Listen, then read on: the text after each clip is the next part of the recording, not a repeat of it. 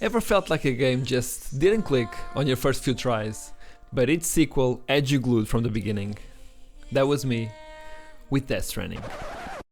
Once there was an explosion, a bang which gave birth to time and space.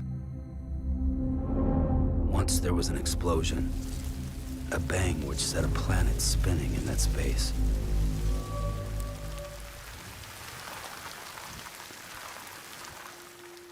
I bounced off the original 2 times, barely making it 5 hours in before dropping the controller.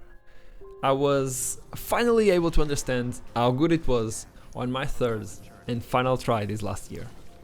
I was this close to shelving one of the most anticipated games of the last decade. But then, Death Stranding 2 had me losing track of time immediately. What changed? That is exactly what we're digging into today. In this video, I'll break down why the original Death Stranding slow start almost made me quit, and how Death Stranding 2 fixes that problem and grabs you hard right out of the gate. Before we continue, a quick warning. I'm keeping this video very spoiler light. I will mention a few events from the first 3 to 4 hours of each game, just to make my points clearer. Let's talk about the biggest issue with the first Death Stranding start. It is slow, and I mean it. The game builds up really gradually. In the opening sequences, Kojima wowed us with a bunch of bizarre moments, like rain that makes you hold, invisible footprints appearing that can hear you, a weird civilization-ridden wasteland that somehow still has futuristic technology. All of that is awesome set pieces to grab your attention in the first hour or so. But after that spectacle, the pace grinds to a crawl. We're mostly just walking, delivering cargo from point A to point B, listening to long radio dialogues between characters, and carefully scanning the terrain. It rinse and repeats. Trek a mountain, cross a river, slip down a hill. The story delivery is even slower. It becomes a test of patience, I promise. A lot of players, myself included in the first 2 tries, just lost interest by that point. Think about it. I tried playing Death Stranding 1 twice, and each time I gave up after roughly 4 to 5 hours. Both times I stumbled at almost the exact same spot, right near the end of one of the initial chapters, just before meeting Higgs for the first time. It's funny, because that confrontation is exactly what made the story click for me on the 3rd time. But waiting 5, 6, maybe even 7 hours to get there, I had a really hard time staying invested in the meantime, even though I knew good stuff was coming. To be clear, I'm not saying the first game is bad. Far from it. Death Stranding 1 is one of the most unique and beautiful games I've ever played. It's just those first few hours that felt so drawn out. Once I finally powered through that slog on my 3rd attempt, the story grabbed me so hard and didn't let go until the very end. Now, let's line up those early hours side by side without too much detail, especially for those that are curious but haven't played yet. Here are the key differences in how Death Stranding 1 and Death Stranding 2 start.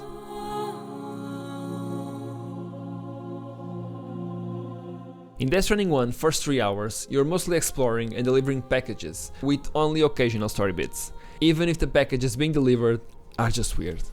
By contrast, Death Stranding 2 dives into intense scenes and emotional moments much sooner.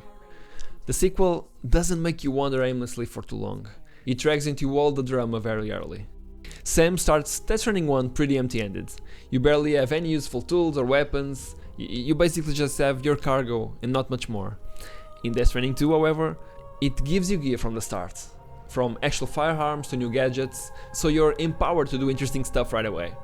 For example, within just a couple of hours in Death Stranding 2, I was carrying a fully loaded small arsenal that allowed me to counter threats in a different way. But I'll get to that. Death Stranding 2 throws out its weird or cool moments in a way that ties directly into a deeper emotional hook. Some scenes in the first few hours literally hit you in the gut with things you weren't expecting at all, immediately making you feel more connected. Pun intended.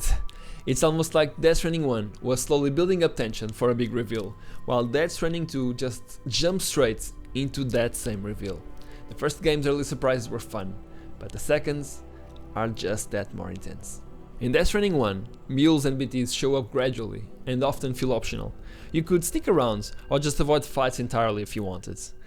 Death Stranding 2 changes that by pushing you into tougher encounters early on. Some battles even feel mandatory, and I love that. And the way the game pushes you into combat just feels totally different. And all of that without forcing you, since you can always try to go the stealth way. In short, Death Stranding 2 feels so much faster from the get-go. You have more to do, more power to do it with, and more story to keep you interested. The sequel wisely trims the fat of endless tracks without action, keeping you more engaged the whole time while still having those walking scenes similar to the first game. And I like those scenes. They are so good in a way that it is really hard to explain to someone that haven't played the game yet. And if you have played it, you know what I'm talking about. Let me drill down on one big point. Death Stranding 2 doesn't make you wait around for tools. In the original game, you basically wander with your cargo for hours on end. Even when bikes or cars start to appear, progress is still slow. The game hints that Sam could eventually carry heavy weapons or gadgets, but in practice, you don't see any of that for quite some time. In Death Stranding 2, Sam starts out feeling prepared almost immediately from the get-go. Within the first few hours, I already had a proper handgun with plenty of ammo, and even blood grenades to deal with groups of BTs. Seriously, it's a night and day difference from the first game, where the first real weapon doesn't show up until later. And you are not even forced or suggested to use it. Because of this, combat and conflict become part of the main experience early on. You're not just micromanaging deliveries in a monotonous loop. You're handling crises, defending yourself and trying out strategies. It spices up the gameplay a bit. Whenever I see trouble in Death Stranding 2, I actually can consider fighting it, instead of just running away or trying to hide. That certainly wasn't true at first in Death Stranding 1. Maybe a few hours deep, but not in the beginning. And that made a whole lot of difference to me. Another huge difference that I've already talked briefly is the emotional intensity Death Stranding 2 delivers right away. Some moments in the opening are really surprising and can even hit you quite hard. Death Stranding 2 also introduces new characters in a more dramatic way. It's like its way of saying that this new character will most likely be important later on. By contrast, Death Stranding 1's early surprises were more cryptic oddities than anything. Yes, there were those few weird conversations, cutscenes and discoveries, but those felt more like Kojima showcasing cryptic stuff that would get more developed later in the game. Death Stranding 2's scenes use its cinematic chops to actually hit emotionally. I found myself caring about what happens next far sooner in Death Stranding 2 than I ever did on the original game. Let's talk about fights, especially against the human looters, which are called mules and the ghostly BTs. In the original Death Stranding, combat was delicate. If a pack of mules showed up on your route, your best bet was usually to sneak by or avoid them entirely. Sam was so fragile in the early game, he didn't even have a real weapon. The game itself felt like it was constantly telling me, maybe you shouldn't fight these guys head on, at least for now. With Death Stranding 2, however, combat is completely reworked. It's more intuitive, satisfying, and grittier than before. There's snappier gunplay. It turns fighting into something that you actually want to try in this game, instead of something you try to avoid.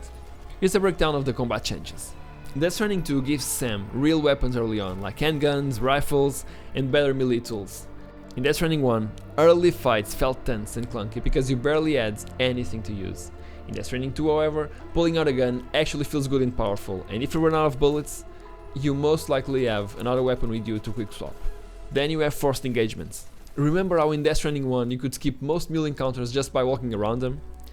Death Stranding 2 changes that by sometimes forcing a fight. Missions will drop objectives right in the middle of an enemy camp, so you have to clear a path or rethink your route. You can't always just sneak past, or you can, but that's an option, which you can take or not, giving more freedom to the player's choices. There's also more enemy variety. The foes in Death Stranding 2 feel more varied and challenging. These new enemy crews might come armed with heavy machine guns or mounted weapons, and there are even new enemy types that force you to change strategy on the fly. So, even a standard delivery mission in Death Stranding 2 can turn into an unexpected skirmish, keeping you on your toes more than Death Stranding 1 ever did. All of this means Death Stranding 2's combat is not just an afterthought anymore. You rarely have to tiptoe around enemies. Instead, you often find yourself thinking, let's take these guys on. And it actually feels good thanks to the new mechanics. The classic Porter vibe is still there, but now he can actually do more in a fight. In fact, this was one aspect of the game that was touched several times during the marketing run of the game, how the combat was reworked to be more intense and overall better. So there you have it. Death Stranding 2 immediately did more in the first few hours than the first game ever did. Way more. Faster pacing, more gear, bigger emotional punches. The original is still a masterpiece once you're in it, but it demands patience up front. The sequel on the other hand knows that and wastes no time giving players a good time. I should note though, after playing Death Stranding 1 3 times, I finally experienced its full glory, and now I finally understand why fans love it so much. I'm actually grateful for it, because it makes Death Stranding 2 feel like an even richer follow-up. I also get it if you love Death Stranding 1's slow build approach. For me it was rough at first, but I do appreciate now that it was part of the experience. Either way, I'm just glad both games exist for us to enjoy. I will probably be making more content about Death Stranding 2 as I progress through it. I'm taking my time and savoring every single moment in this game, so stay tuned for more deeper analysis and more comparisons in the future videos. Maybe. Of course, Death Stranding 2 isn't perfect either, but these changes, the pacing, the tools, the early intensity, made all the difference for me. Big thanks for PlayStation for providing me the game code so I could play Death Stranding 2 and bring you this content. Thanks a lot for watching, and if you are enjoying Death Stranding 2 as much as I am, let me know your thoughts in the comments without spoilers. See you in the next video.